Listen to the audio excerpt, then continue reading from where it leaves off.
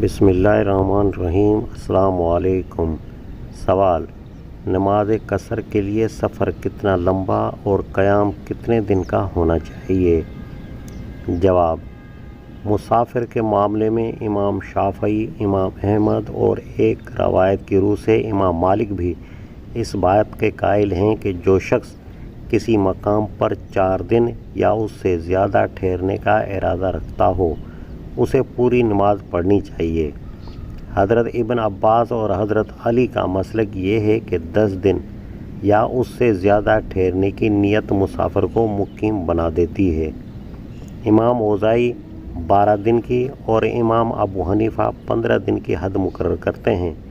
उलमाए इस्लाम में से कोई भी इस बात का कायल नहीं है कि अपने शहर से बाहर निकलकर किसी दूसरे मकाम पर कोई शख्स चाहे महीनों और बरसों रहे मगर वो मुसाफिर ही रहेगा और कसर करता रहेगा।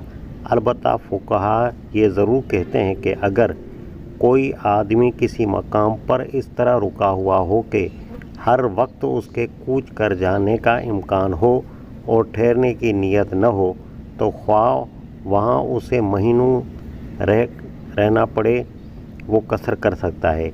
इन्हीं वजूह से नबी सल्लल्लाहु अलैहि वसल्लम ने तबूक में 15 दिन और फ़तह मक्का के मौके पर मक्का में 18 दिन कसर फरमाई।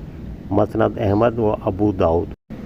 और इन्हीं वजूह से सहाबा किराम का लश्कर आज़रबाईजान की मुहिम में 2 महीने कसर करता रहा। मसनद अहमद।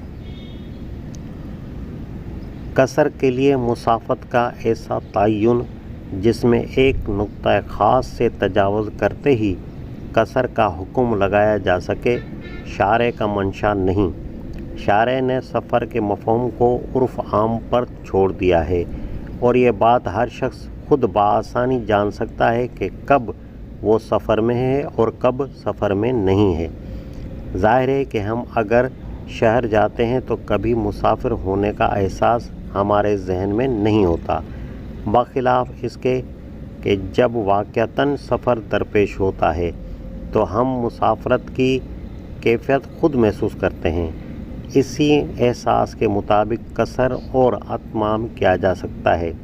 अलबत्ता ये खूब समझ लेना चाहिए कि शरई मामलात में सिर्फ उस शख्स का फतवा कल्ब मोतबर है जो शरीयत की पाबंदी का इरादा रखता हो, न कि बहानाबाजी का। आप सबसे गुजारिश है कि मेरे इस चैनल को लाइक, शेयर और सब्सक्राइब ज़रूर कीजिएगा ताकि इस्लाम का ये पैगाम दुनिया के कोने कोने में पहुंच सके। जज़ाकल्लाहु खैरा।